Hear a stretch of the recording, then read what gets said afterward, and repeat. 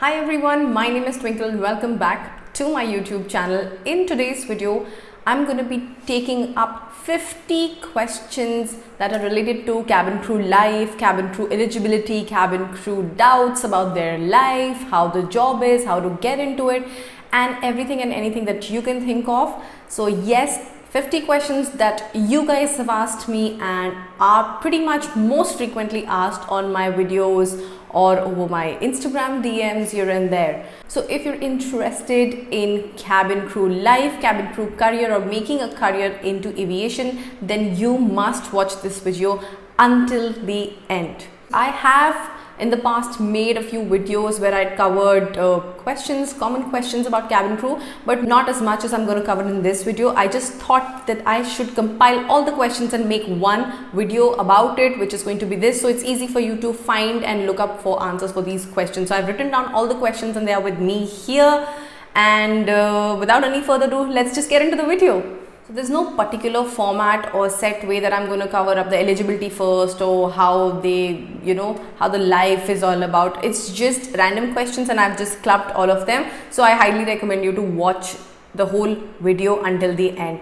So the first question I'm going to take up here is, what is the height criteria for becoming a cabin crew? Okay, so also another thing before I start, I will try to answer these questions in two forms. First, with the perspective of Indian Airlines, and second with the perspective of international airlines, mainly keeping Middle East airline the center of attraction. So yeah, you can expect answers for both.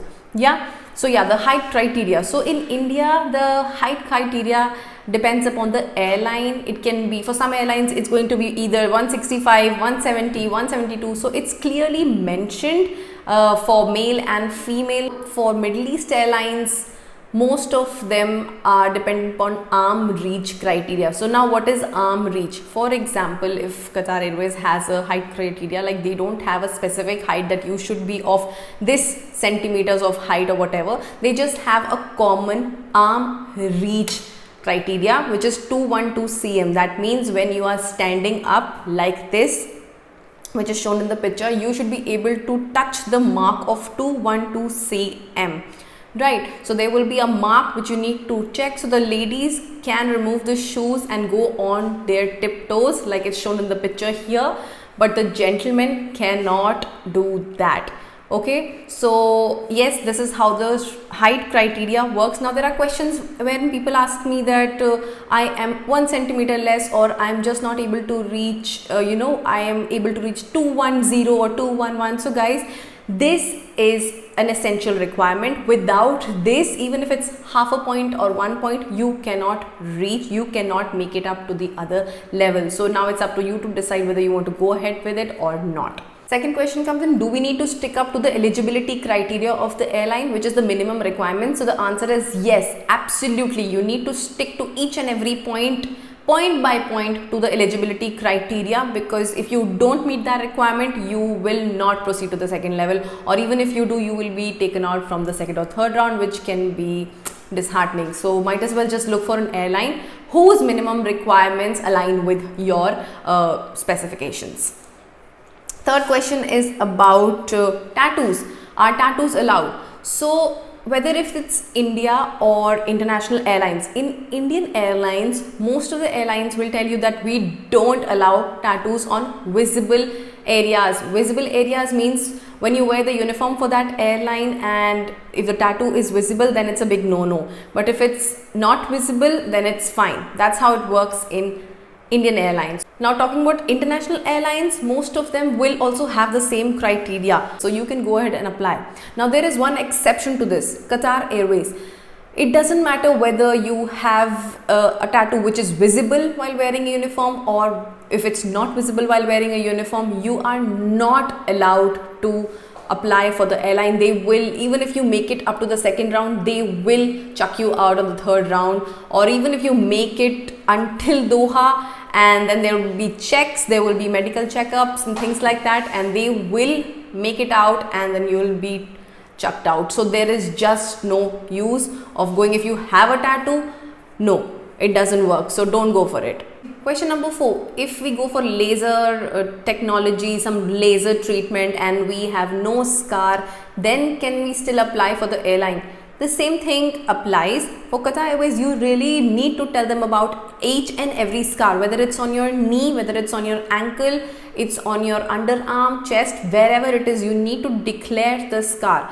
Don't even ask me will they come to know about it or not, because they will definitely come to know about it. That I'm going to answer in the questions, upcoming questions. How will they get to know about it? So do not get into this. You will just be blacklisted and you will be wasting a lot of your time and money on getting and making it to the airline, and they will chuck you out even if you're in Doha or in training, or even if you've started flying. So don't do that. If you're going for a laser treatment, you will still have some scars. So you need to inform them that it's a scar of the laser treatment and let the recruiters decide. This is with Qatar Airways. For any other airline, if you go for a laser treatment and it is totally off and it is anyway not visible, then it's okay with the other airlines. So this tattoo criteria is very strict with Qatar Airways. So question number 5 is, what about scars? Are scars allowed to become a cabin crew? Yes, scars are totally okay. I myself have a scar, and you've seen a lot of videos. If you are following me for a very long time, I've also talked about my story, my journey here. So if you've not checked them out, go ahead and check them out. I will talk about how my journey has been with this scar and how it was when I had to go through a lot of things because of the scar. So you can make it to Qatar Airways with this kind of scar also, but it also depends on the airline and of course how you are as a candidate, for them to decide whether they want to take you forward or not. So scars are allowed, but it depends on a lot of factors, and if you want to know, get into the depth and details of what factors, I would highly recommend you to watch this video. Now I do get questions where people ask me how can I remove them and things like that. So it's also very clear mentioned in this video that you're not supposed to use makeup as a gentleman if you're applying on an open day, or you're going for a face-to-face interview. They will come to know about it. So boys, you just don't have an option. For ladies, you all, it doesn't matter if you're a male or a female, you need to declare very clearly about all your scars and let them decide what kind of scar are they okay with. If I talk about Indian Airlines, the scars in Indian Airlines, as per my knowledge, is also not allowed. They are really particular with scars. Even if you're a very good candidate, as of my knowledge and my experience, whatever has happened with me, I am telling you that they are not going to allow scars, very visible scars, be it chickenpox scars or acne marks or things like that. They might, now it depends upon what airline you're applying for, but as of my knowledge, they are really strict with scar marks. So in this case, international airlines do give priority to people because again, diverse culture, different nationalities, they cannot keep their standards very strict. They also see what kind of a candidate you are. Talking about the scar criteria for Indian Airlines, whether they get to know about it later or not, as of my knowledge, the medicals and checkups for Indian Airlines are not as strict. Until and unless your scar is concealed, they are fine and okay with it. So there is a huge difference between being very honest. Because if you again watch my stories, I've always told that my own journey I was flying with Kingfisher Airlines with a scar, and which was hidden of course, and I did not declare about it. So with that experience, if you clear it, you're okay with it, right?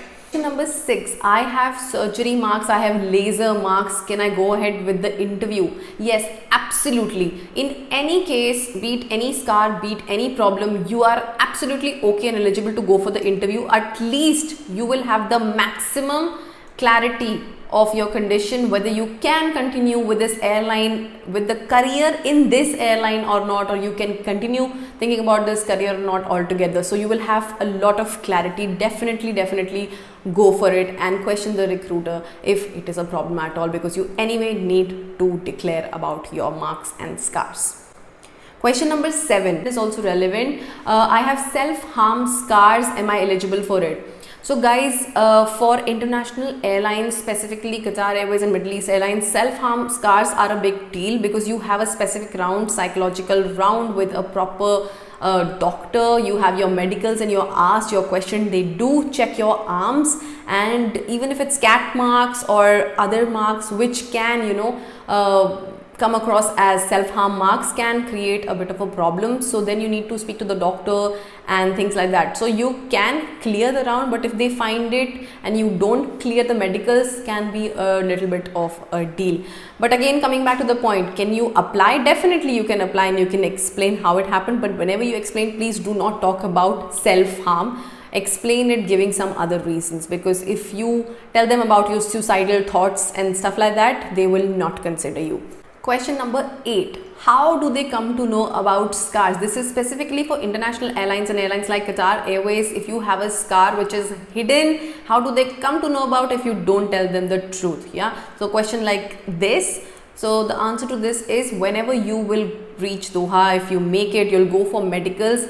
And for your information, the medical team from which you will undergo all your checks is a company doctor team. It is by the company for the company, so they inform the company about each and everything, whatever problems you are going to face. And whenever they're checking you, you're having your tests, definitely they can see you, and if they find out any tattoo or any other scars also, they will inform the company about it. This is not made up, this has happened to me as well.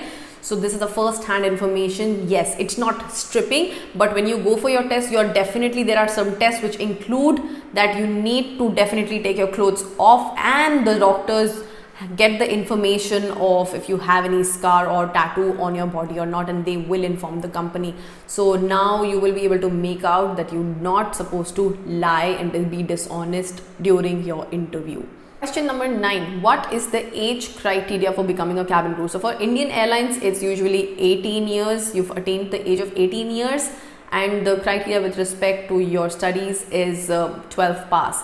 However, for international cabin crew, the age criteria is at least attain an age of 21 years. And what is the maximum age for international airlines? There's no maximum age which is written. So even if you're 30, 32, you can still apply. You're fit and fine. If you're medically okay to go for it, you can still apply. However, for Indian Airlines, they have a criteria for fresher cabin crew. It's 28 or 29 years of age, or 27 as well for some airlines. And the age of for experienced crew to apply is 31, 32 depending upon the airlines. But for international, you don't have a criteria as well. Question number 10. What is the retirement age of cabin crew? So it also clearly depends upon airline. If you talk about Indian Airlines, depending upon your age, how your experience, 40, 45 until you can fly, things like that. But for international airlines, you have a medical checkup which you undergo every 3 years, and depending upon the age, if you are 50 plus, 45 plus, it goes every year. So until and unless you pass all those medical checkups fit and fine to fly, you're okay with it. Yes, this is another thing that people do change their roles and they come on ground or become a check crew or something like that, but there is no criteria with respect to age for international airlines. Question number 11. Do we need to know how to swim or be a good swimmer to become a cabin crew? So with respect to Indian Airlines, the answer is no. You should not know how to swim at all. There is a drill where you're supposed to jump into the water, and you know that thing happens to keep it short and crisp with the life jacket on. So you should just not be scared of water. But with my experience, even if you're scared of water, if you're able to don that life jacket and inflate the life jacket and jump into the water, just be there, it's fine. You will make it. It's not as strict as they talk about it. So it's totally fine. For international airlines also, you don't need to be a swimmer, but you do not need to be phobic, like water phobic. There will be a form that you will need to mention if you're a swimmer or not, or if you're afraid of water or not. You don't need to mention both the things. Make sure that you mention that you can swim and you can, you're not actually afraid of water. So both these things need to be mentioned, and you should be just comfortable with water, because all you need to know is, again, wear the life jacket and get into the water and be able to float.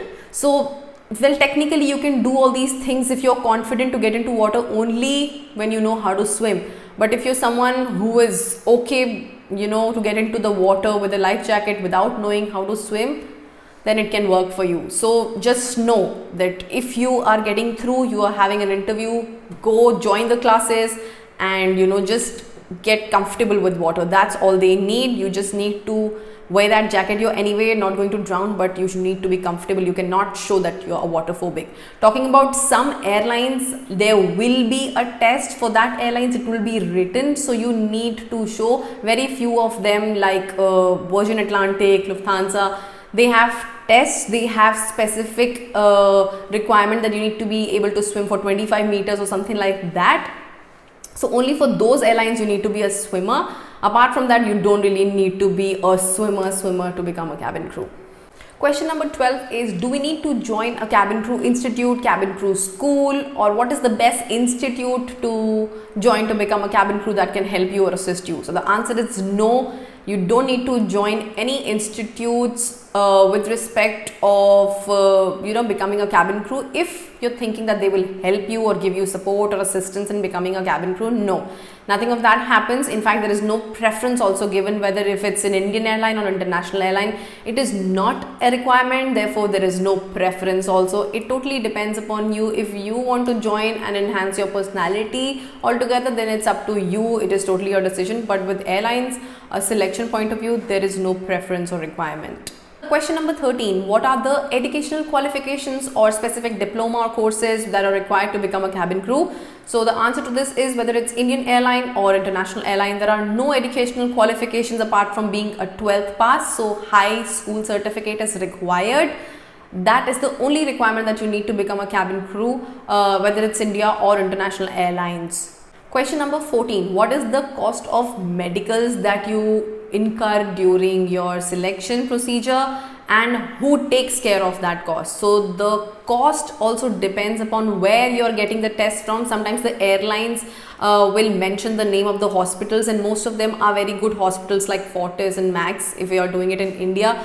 So yes, they can be expensive, and all the expenditure is borne and covered totally by you, which will not be reimbursed by the company. So all the expenditure is done by you completely, whether you make it to the airline or you don't. That is from your pocket only, and it can go as high as 20-25,000 and or more, or a little bit less depending upon the tests and the airline you're applying for.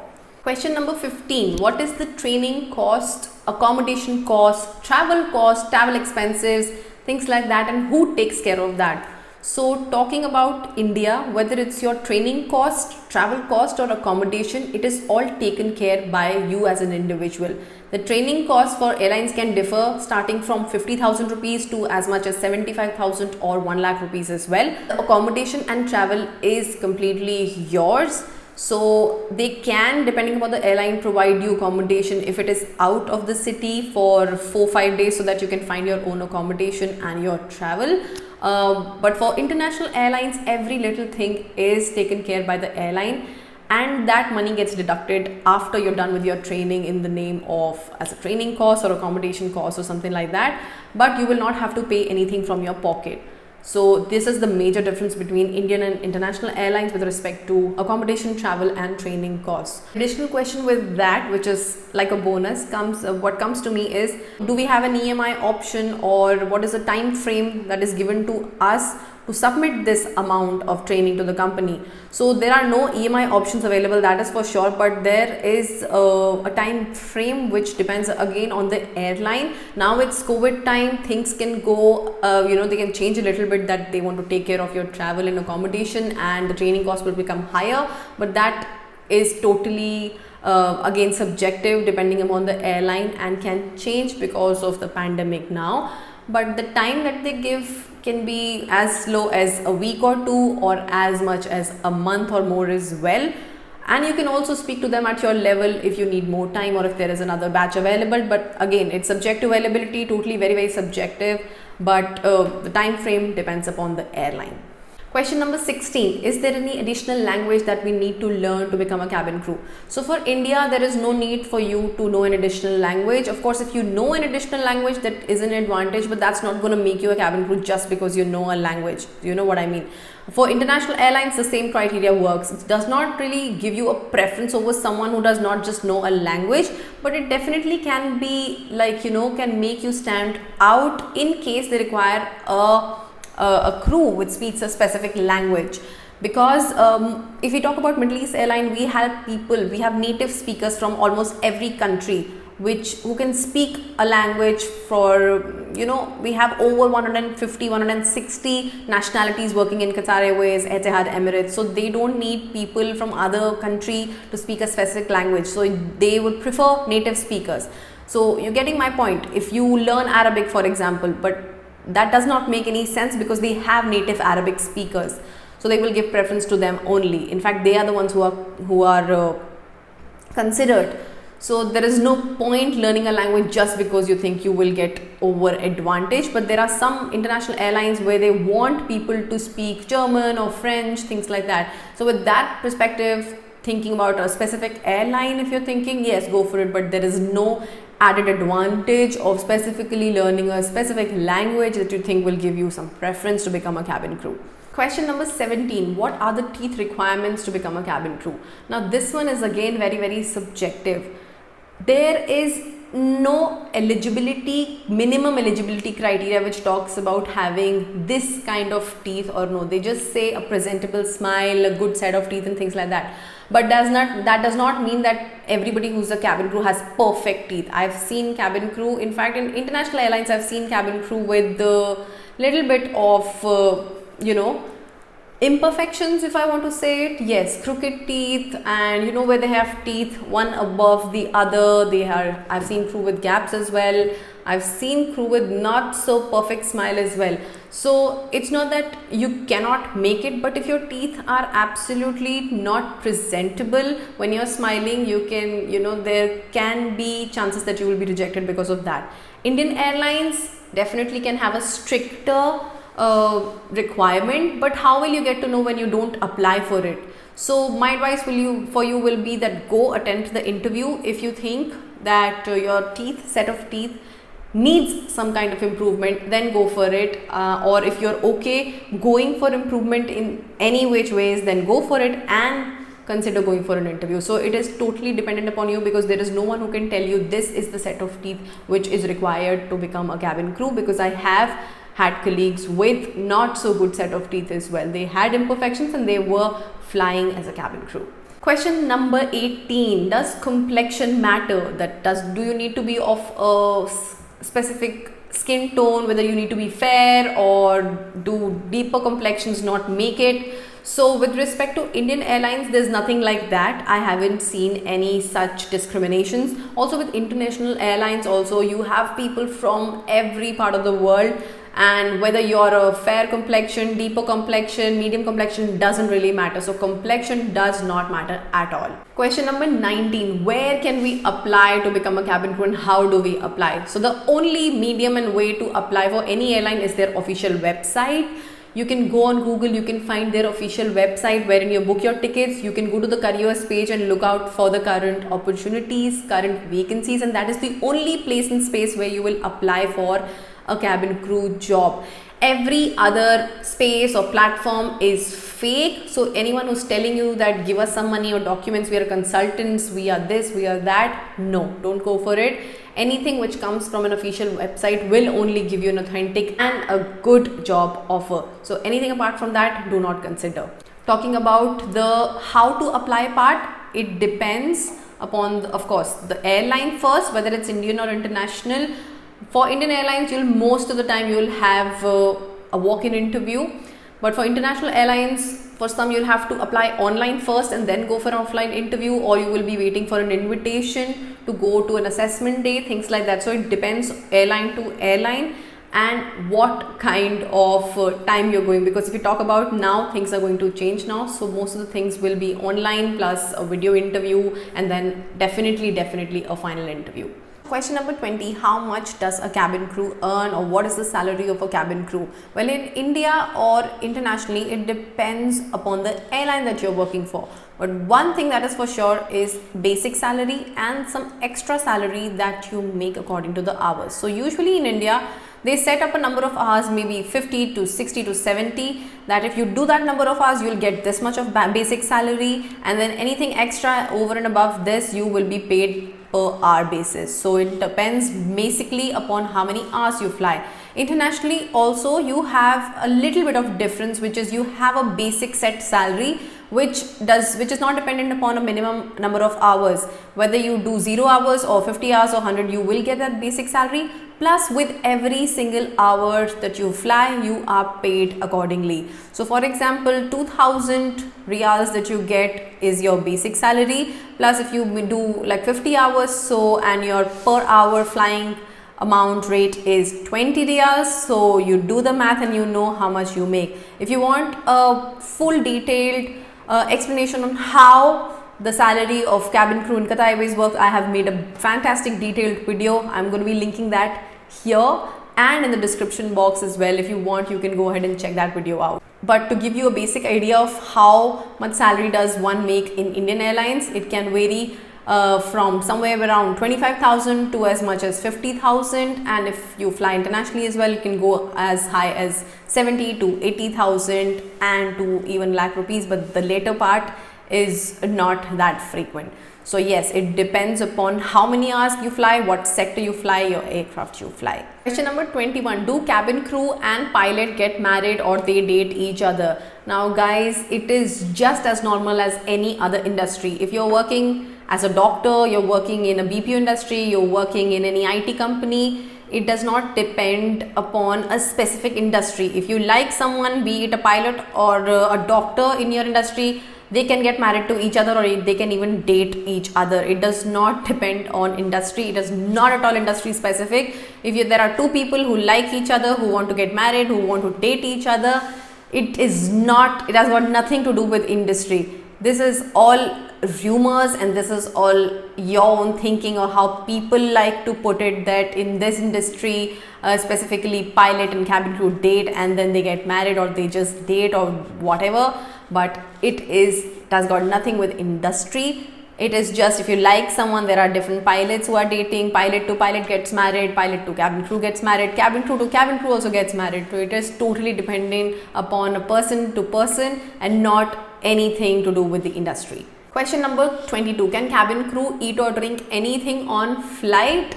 So it is partially true that yes, you have the authority of eating anything, not drinking basically, but anything that you want from the passenger food as well. But in international airlines, it is a little strict, specifically Middle East airlines.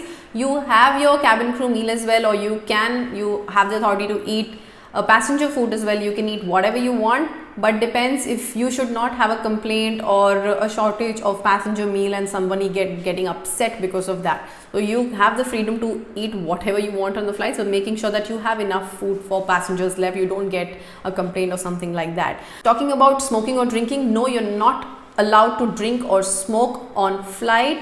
Whether it's Indian Airlines or International Airlines, it is actually a safety hazard as well as it is illegal, it is a crime and you will be penalized for that. So you cannot do that. Apart from that, you have a BA test before every flight. Extra information, you have a breath analyzer test before every flight. In Indian Airlines and internationally, you have it random. You can have it outstation as well. So if you think I will be drinking and dancing outside on layovers, you can have random tests. So you need to maintain a minimum period which is 12 to 14 hours before your pickup. So you maintain, and depending upon your body and how you handle it, you need to take care of your alcohol intake, but nothing on duty in uniform. Another relevant question to this is, can you be a smoker and become a cabin crew? So in India, it is not as strict, but in airlines in Middle East like Qatar Airways, it is a no tolerance policy. So even if you mention that you smoke in the application form, you will not be considered. So whether you're a smoker or not, please write that you're not a smoker and don't even try to smoke, because if somebody reports you, you will just be terminated. Question number 23. Do cabin crew family, friends, etc. get free tickets? So the answer is no, you don't get any free tickets. They are discounted tickets depending upon the airline you fly. So in India, the rates are pretty less. You only pay taxes, which are few hundreds or a little more than 1,000, depending upon again the destination and what are the taxes. But it is very, very cheap. For international airlines like Qatar Airways, the prices are high, of course, because that include taxes and some other airport fees as well, depending upon the destination. So they're not as cheap, as you think. We pay good amount of money, and it depends upon the kind of ticket also you're purchasing. So some tickets are 90% discounted, some tickets are 50% discounted, but all of that also depends upon the availability of the seat as well as standby. So you're on standby. If even in the last minute somebody comes and buys that ticket, or when the normal revenue customer needs that seat, you will be bumped off last minute. So there are your own pros and cons. You need to really check the availability if the flight is empty, and it all goes on availability and luck basis, and a lot works on seniority basis as well. So if there is somebody who's senior to you and has applied for the same seat, is traveling on the same seat, the preference will be given to them and not to you. It also works with the position, so it is not as easy as it looks. So yeah, they're not really free. We pay amount, nothing goes for free. Depends upon the airlines whether it is extended to your family only or your family and friends also. Somewhere it is unlimited tickets, somewhere it is limited tickets, so it is very airline specific. Question number 24, how many days off in a week, in a month, in a year, how many annual leaves, leave in general do you get as a cabin crew? So when you become a cabin crew, have this thing in your mind that nothing is fixed, whether it's your day off, even your annual leave, your requested days off, whatever. Nothing is in your hands. You basically have to be available for the company, first of all, 24/7. Yes, if it's your annual leave, you will get it, but you need to bid, and the chances of getting that flight or that particular annual leave slot is also dependent upon a lot of things. If you want to know how does a roster work, I've also made a video on that, a detailed version. I will link even that one here and in the description box, so you can go ahead and check out that one as well. You will get to know detailed information on how days off and leave bidding works. But nothing is fixed. If you think that you will get 4 days off, or a Saturday, Sunday off, or a festival off, please don't have such kind of misconceptions in your mind. One thing is for sure, that you will not be able to attend any festivals, birthdays, days off, anniversaries, nothing. You can even fly on your birthday, you can even struggle to get leaves for your own marriage. So have these things in your mind. You need to be very organized, have to plan ahead, even like 6 months or a year before, if you want to plan something very important ahead. But one thing that is fixed for sure is getting a specific number of days off, like 7 or 8 days off in a month, which you will get for sure. But when, how, where, it totally depends upon the company, and if you're lucky enough to get a day off on your requested days off. So do not have any misconception that you have fixed offs and fixed shifts in this kind of a career, a cabin crew job. Question number 25, do you have a choice of flying with your own friends or your spouse for that matter, somebody you know? Do you have that kind of choice? So the answer for this is no. If you have a spouse working in the same company, you will specifically be never positioned or rostered for a same flight. So you cannot officially like operate a flight together. Of course, on your days off, either of you can either travel on your spouse's flight and you can both enjoy on that layover, but you cannot operate a flight together. With regards to friends, you can both try your luck, but it works. How much it works depends upon the probability, again 20%, 30%, but chances are very less. But you can try, not that you will tell them and you can fly together as friends. It doesn't work like that at all. Question number 26, do you have a choice of choosing a base station from where you fly or the aircraft type that you fly? The answer is a big no. It is totally dependent upon the company. Even if you're flying for 3 months from your own base station, from where you operate from your own hometown, there is a very big possibility that you will be transferred to another location, another state altogether, and you'll fly for your entire life from there. So nothing is fixed basically, and you should be prepared when they tell you that you should be flexible and okay to work in shifts and anywhere and everywhere. So totally very adaptable and very flexible. So you cannot choose neither your base station nor your aircraft type. Aircraft type is also given by the airline only, and nobody can decide which aircraft, like you yourself cannot decide the kind of aircraft you want to fly on. Question number 27, are the salary of a cabin crew decided by the aircraft type that you fly The answer is no. The salaries of the cabin crew is dependent upon basic salary and how many hours do you fly. There is nothing like that a crew who's flying on a Boeing or an Airbus family will have a higher pay scale because they have a higher per hour rate or basic pay. Basic pay is standard as well as the hourly pay. The hourly pay depends upon your seniority level and how long have you been in the company, things like that. But otherwise everybody's pay is the same. Pay is not different, like every other employee is having a different salary. You will all have same salary. Question number 28. Which visa is required to become a cabin crew?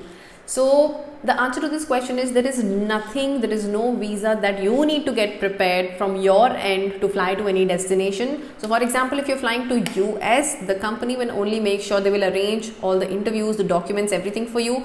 You need to go to the specific embassy and get your visa done, but you are definitely assisted by the company for every little thing. All you need to do is go there, give your interviews, and in case you clear for whatever amount of time, for whether it's 2 years, 5 years or 10 years, if you get that visa, you are okay to fly to that destination for that time span. Apart from that, for any other countries apart from US, you don't really need a specific visa. Now again, if you talk about international airlines, there can be different requirements for different nationalities, Chinese, Japanese, different things, different kind of certificates or cards, things like that. The restrictions etc is also taken care of by the airline, so you don't really need to worry about what visa, what paperwork. All of that is done when you are going for your training period, your induction, your paperwork, everything is done when you get into an airline. So all of that is taken care by the airline itself. What you need to be careful about is to carry the set of documents, 5 to 6 documents like crew member certificate or whatever, your ID card, things like that with you on all flights, because it depends upon the destinations of what document do they need to check on arrival for everybody. So you cannot afford to not have that document with you on that flight. Apart from that, there is a paper which is general declaration, which is definitely printed out for every flight and which is shown on immigration by your seniors, definitely, using which you can either enter or exit that country. So not a lot of stamps for every country all the time. Yes, you do have stamps for few which you cannot avoid, but we try to avoid because we don't have to have passports and passports, a lot of them, because every time you enter and exit you will keep on filling your passports with stamps, which is definitely a very good thing, but not really, because you'll have to get more passports for that. So we avoid visa thing and the stamping procedure, and we use that paper to enter and exit a country. Question number 29. What kind of medical checkups are done? What kind of pre-medical or post-medical checkups are done for you to become a cabin crew member? So the answer to this is there is a difference when you go for your medical checkups, pre-employment checkups in India, and when you go for your pre and post-employment checkups internationally. So in India, the amount of checks are less and they can be limited to x-rays and blood tests and your profile, things like that. But it is definitely a lot, but you will have to go for a lot of tests, like things you will have to go for tests like your scoliosis test, your TB, HIV, all the tests, ECG, heart checkups, every little thing that you've ever had, because now your medical checkups are going to be submitted in a country, and later on if you have any problems, that can put either the sponsor, which is the airline, or you in trouble. So they need to check everything before they can actually take someone from a different country into their country. So admission rights, so things really go high, like there are a lot of tests and checkups involved when you're actually leaving your country and going to stay in another country altogether. So the checks for an international airline are very extensive and will be taken care by the airline if it is done in their country, and if you are doing it at your end, then you will have to take care of all the expenses that you are going to incur in these tests. Also going to affix the medical form of Qatar Airways here, so you can know that these are the kind of, this is one of a few tests that you are supposed to get done even before you fly to Doha. So this is something that you need to get from here. Apart from that, even if you have scars or something, they might ask you to have a no objection certificate, or a clearing certificate for scars that this is not going to create a problem form from a proper doctor, a practitioner, a medical practitioner, licensed medical practitioner. So yes, that can be required from the airline depending upon what kind of problem do you have. Question number 30. Do recruiters or interviewers check the paperwork or certifications or any of the documents that you claim that you have in your resume? So the answer is no, they do not check your employment history or something like that.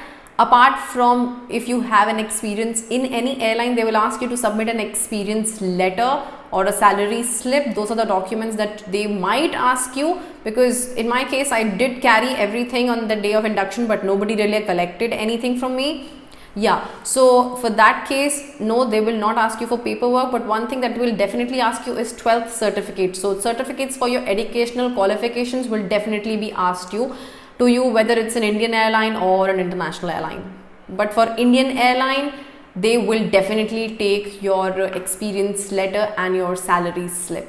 Number 31. Do international airlines hire freshers? And if they do, what is the ratio? How many girls or boys do they hire? So definitely international airlines also hire freshers. My own batchmates were freshers. So yes, the frequency of hiring freshers is less, but that does not mean that they do not hire freshers at all. If they have a vacancy, if they have a requirement, an open day for freshers as well as experienced, that means they are preferring freshers. With freshers, complete freshers, I mean that do not have any kind of experience even in any other field apart from aviation or hospitality.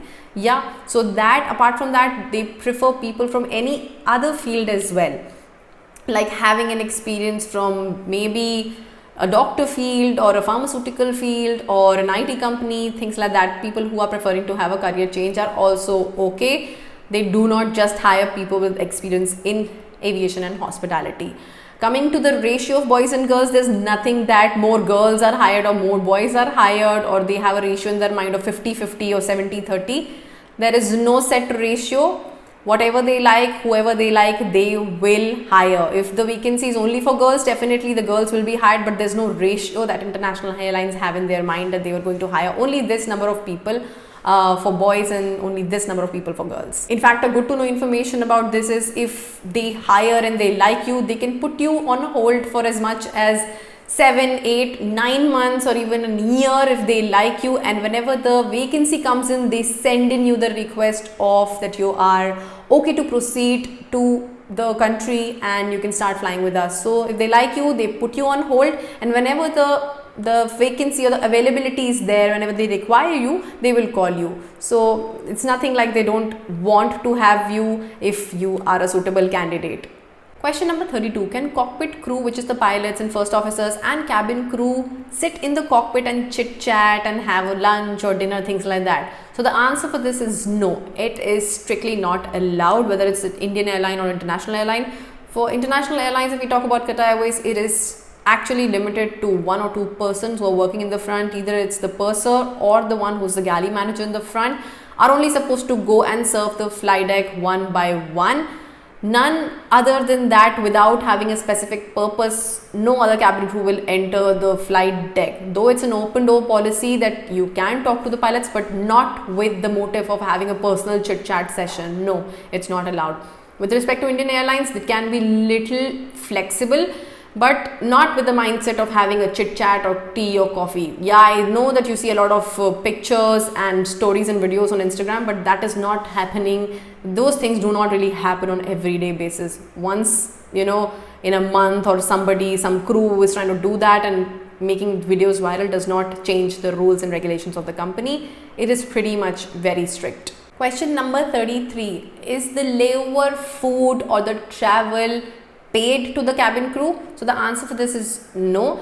For international airlines, you usually get an allowance in your salary, or for some airlines you can get things like a layover allowance on that very flight, like an envelope or a card. It depends different. Like for Etihad you get a card, and for Qatar Airways you get all the allowance for the layover, lunch, dinner, whatever it is in your salary. But for Indian Airlines it depends Initially, it was that they used to give on pull-ups as soon as you land in a destination filled with the like $100 or whatever the allowance for that destination is. So it is up to you if you want to save that kind of money or you want to spend that money or however it works. So this is how it works. For some airlines, you can get it totally in your salary, but the travel and everything, whatever leisure you're going to do, is from your own pocket. Only the food and hotel is paid by the company, and the breakfast, sometimes it's included, sometimes it's not, but totally it's the allowance, fixed allowance that you are paid, which is not a lot of amount. Definitely does not cover your travel and your sightseeing and things like that. Question number 34. So can cabin crew accept tips, money or gifts from passengers in general on your flight? So the answer for this is no. Well, the rules can definitely be flexible and can differ, can be here and there depending on international or Indian airlines and their rules. So for some airlines like Qatar Airways, we had strict instructions to not take any tips, gifts or anything which you're not supposed to take from the passenger, and even if they insist, you need to submit that to the airline or the office itself. However, this one can specifically depend upon crew to crew if they take it and they do not inform. But if you ask the rules for it, no, you're not allowed. Whereas in Indian Airlines, there have been instances where you do get a lot of gifts and letters and appreciation things. Letters and things which were not really expensive, things like that can be accepted definitely. But again, rules say no, but it totally depends on how you take it forward. Question number 35. What are the serious health issues related with cabin crew job?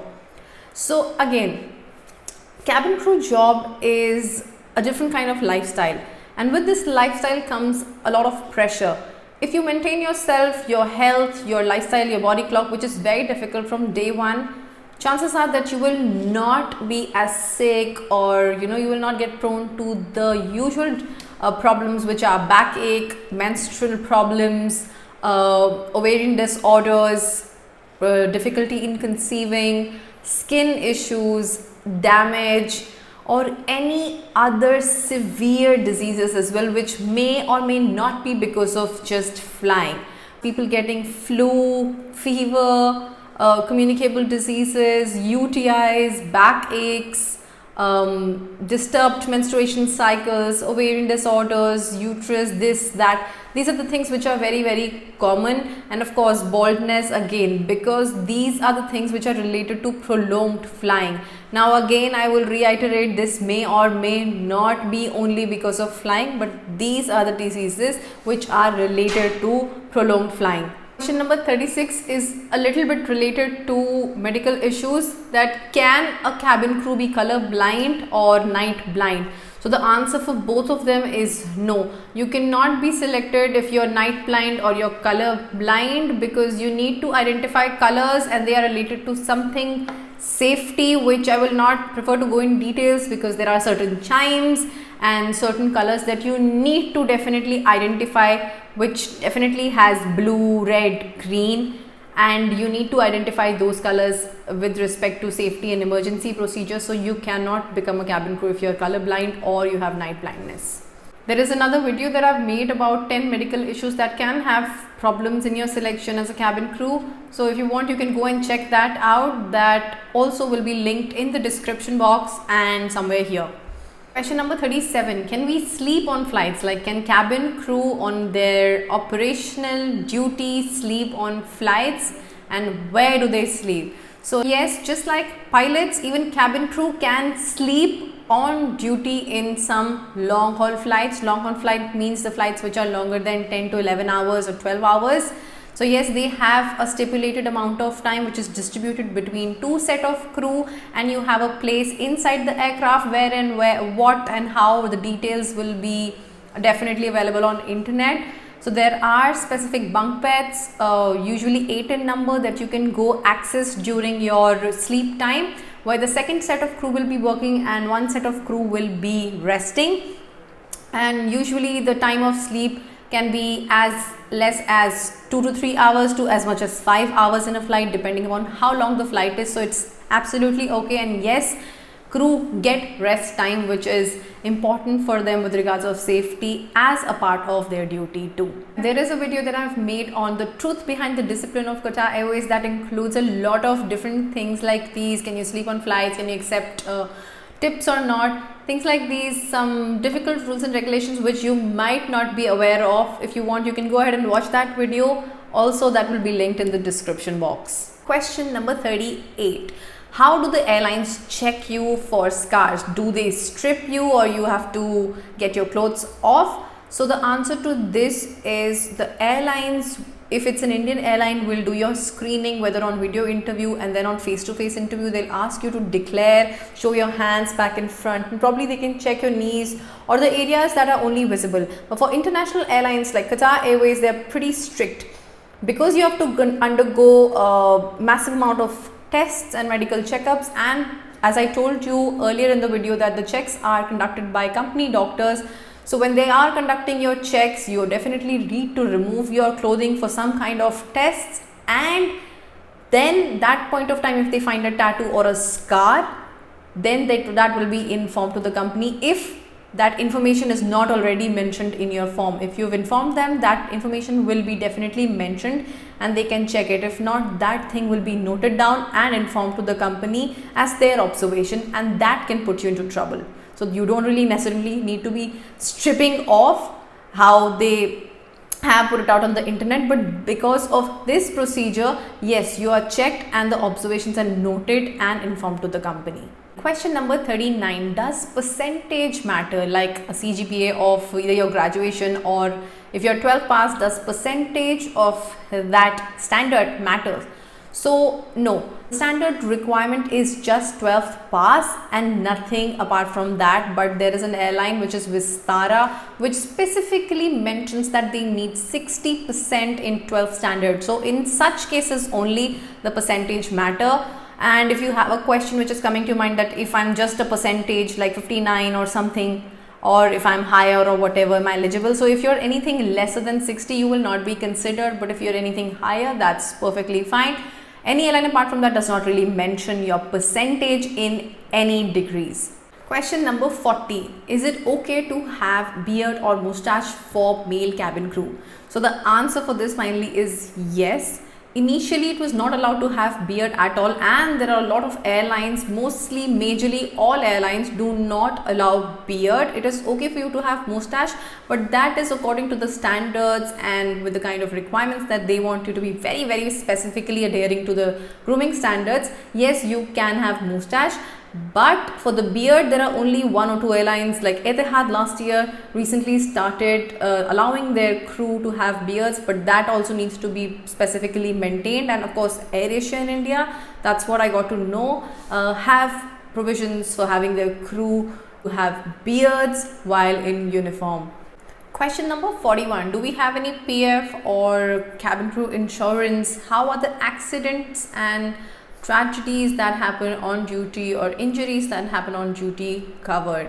So yes, airlines are supposed to have insurance for their cabin crew member, whether it is Indian Airlines or international airlines, but depending upon what airline you fly, and if it's an Indian airline, most of the things are covered, but it depends on the kind of cover the airline has for you. For example, in an Indian airline where I was flying, accidental and hospitalization was covered.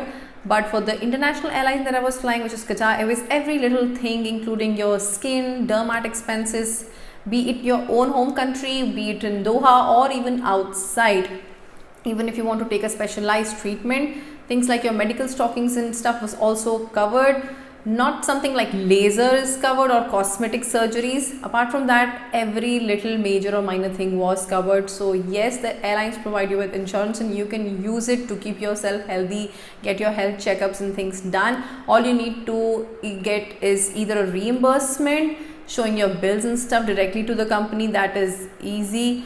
Or there is also a cashless service that you can just show your card in the countries wherever you're visiting, wherever it is accepted, and you can actually also avail cashless service. Question number 42. Is the cabin crew training difficult and what happens if you fail? So guys, cabin crew training, if you compare to international airlines, Indian Airlines, it is difficult as compared to international airlines, definitely. But if you study, if you've done your 12th standard, if you give your 100%, it is not as difficult. Yes, I've had my colleagues who failed over and over and over, and they could not become a cabin crew. And I'm telling you, this thing is about Indian Airlines. I had colleagues who failed over and over. They were given 2 chances, but it also depends on your profile if they want to give you chances or not. But internationally, if you fail once or twice, they might not even consider you, or just demote you as well if you're giving it for the other. Because in airlines, if you know, we have exams and trainings, and you're supposed to undergo checks and exams forever. So if you fail, you might also have to get demoted or even terminated, depending upon what position and what exam are you giving. So all of these things are serious. But if you fail the initial training, you might get 1 chance, but few airlines will not even give that chance to you. Question number 43, do references work? By references, I mean if you have a friend in an airline and they refer you, does that work? So the answer for this question is no. References do not work till the extent of getting you a job. Yes, in some airlines, they can forward your resume, or they can put your resume in the lot of job applications. But from the day of assessment day, of face-to-face interview and final interviews, everything is dependent upon the candidate. No one and no consultancy or company can get you through an interview totally till the end. Question number 44. Do we need to pay for any documents to a consultancy to get your registration documents and things like that prepared? The answer for this is no. You do not need to pay the airline for documentation work or anything for that matter to just apply also. So even if anywhere if you see that someone is asking you to pay for some documentation, some paperwork, or to just apply, or even after you get a job or something like that through a consultancy, just know that it is fake, because none of the airlines, being Indian or international, will ever charge you for any registration or documentation work, be it whatsoever. Question number 45. Do airlines promote you to become a pilot, or do they assist you? Do they provide you some kind of scholarship and thing like that? So the answer for this is no. If we talk about Indian Airlines, some of them have like a pilot cadet program. You can enroll in that. They might consider you for the airline. For more information, you can refer to the airlines cadet programs that they have and go through it in details. I might link it somewhere here or the description box. Just go ahead and read that. For international airlines, if you are a cabin crew and you think that you will be given preference or scholarships to get the training and then get a job in the airline, no, it doesn't work that way. Yes, you need permissions. On the other hand, from the airline, you need to tell them what you're going to do. They will allow you, that is fine. You can go ahead with your own money and get yourself enrolled and do your training on your own risk and on your own day offs without having any effect on your current job. You can do that, but they do not provide you any guarantee of giving you a job or any preference or things like that. So no assistance or any kind of support from the airline as a cabin crew that you will get to become a pilot. Question number 46. What is the procedure and what are the rounds that you have to go through to become a cabin crew? So for Indian Airlines, now the things have changed to an extent that you need to go to apply online. Then you will be called for a telephonic interview. Then you're called to attend an HR round, and you go ahead for a SCAR check, height and weight check, then a final interview, and then you are told about whether you made it or no. So there is no GD round or no rounds as such which requires you to go into activities because of the pandemic nowadays. For international airlines, until now it has been working as that you apply online or you just directly go into a walk-in interview on an open day. Then you will be, if you clear that round, you'll be called to the assessment day where you will do your height and weight check or English test and then a SCAR check. After that, you will go into GD or discussion round, activity round, role play round, whatever it is. Then you will be sitting, provided you clear all of the rounds, you will be sitting for a final interview round with the HRs, post which you will be asked to submit your photographs and things like that. Also, apart from the online application, there are procedures where you have to apply online and then you get invited once only your resume is shortlisted to a venue where you will be giving all these rounds for scar check, height and weight check, your English tests, your GD, your activities, and then a final interview. And if you make it, you will proceed further with your training. Question number 47. What are the different promotion positions in a cabin crew role? So you all will initially start working as the junior most position, which is working in the economy for whatever, maybe 1, 2, 3 years, again depending upon how the promotion of that particular airline works.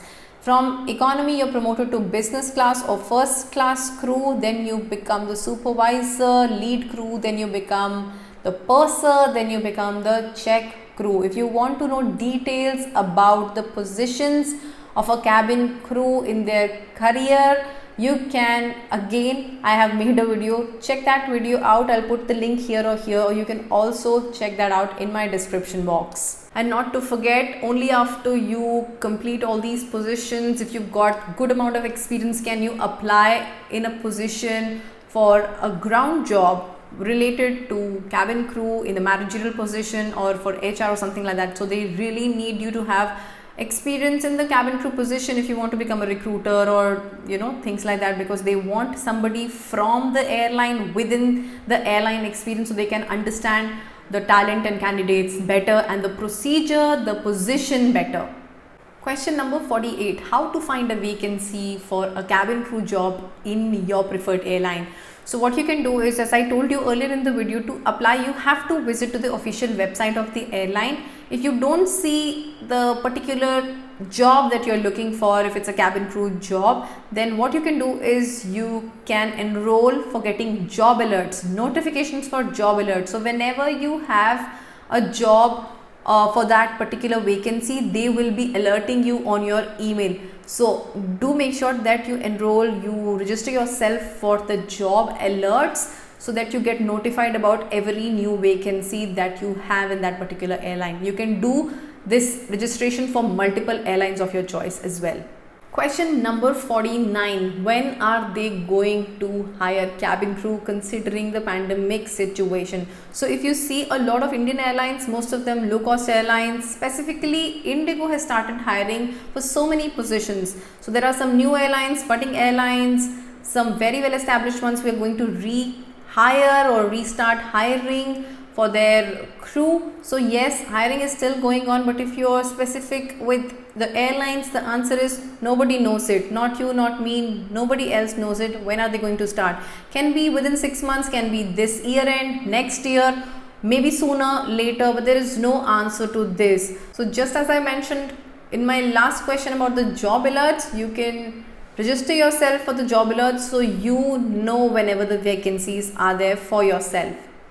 Coming on to the last question, question number 50 is that I don't have a question anymore. Question number 50 is for you. Yes guys, if you still have any more questions that you want me to answer, have that 50th question, consider that question as your 50th question and ask me in the comment section below, and I will definitely come up to answer that question. Please go ahead and watch all the videos that I'm going to put in the description box and just go through my playlist so that you will definitely find answers. If you still cannot find, please don't hesitate and put it down in the comment section and I will definitely answer the question of yours. Before I take leave from this video, I hope this video was helpful to you, and if you haven't subscribed to my channel yet, please go ahead, hit the subscribe button as it motivates me to do even better. On that note, I will see you in my next video. Till then, take care and bye bye.